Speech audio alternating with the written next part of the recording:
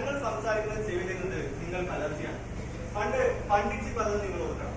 ഇന്ത്യയിൽ വലിയൊരു ഡാമിന്റെ പണി നടക്കുമ്പോൾ അതിലൊരു ക്ഷേത്രം മുങ്ങിപ്പോകുന്നത് കണ്ട് അന്ന് ഒരു കൂട്ടർ എതിർത്തു.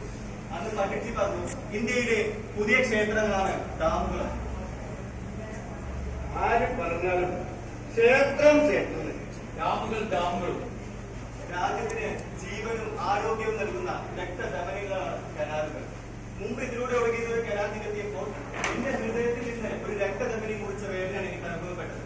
ഞാൻ വിശ്വേശ്വരയ്യരുടെ വർഗത്തിൽപ്പെട്ടവന് ശാസ്ത്രജ്ഞൻ. അതുകൊണ്ടാണ് ക്ഷേത്രം മറ്റൊരിക്കൽ പണിതോടെ എന്ന് എനിക്ക് തോന്നിയത്. അയ്യോ, അങ്ങനെ പറഞ്ഞേ.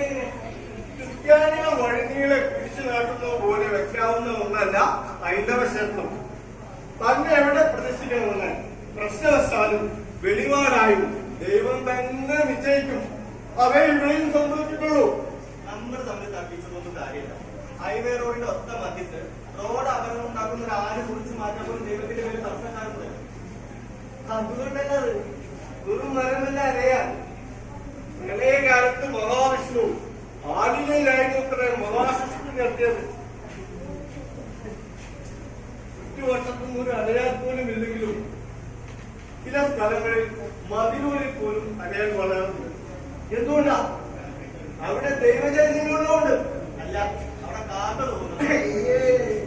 ഇതൊക്കെ കേട്ടു നിൽക്കുന്നതിന് മഹാ അലയാലിന്റെ കാര്യം കാക്ക കേവലം പ്രാർത്ഥിച്ചവരുടെ ആളുകൾ. ഭഗവാനെ, ഇവർ പറയുന്നത് എന്താണെന്ന് ഇവർക്ക് തന്നെ അറിയുന്നില്ല. ഇവരോട് കൊടുക്കേ. സമയമാണ്. ഇദ്ദേഹത്തോട് സംസാരിച്ച കാര്യമില്ല. നമുക്ക് പോകാം.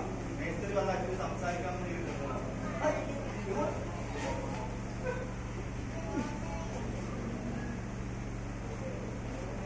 ഇതെന്തൊരു ലോകമാണ് ഭഗവാനെ.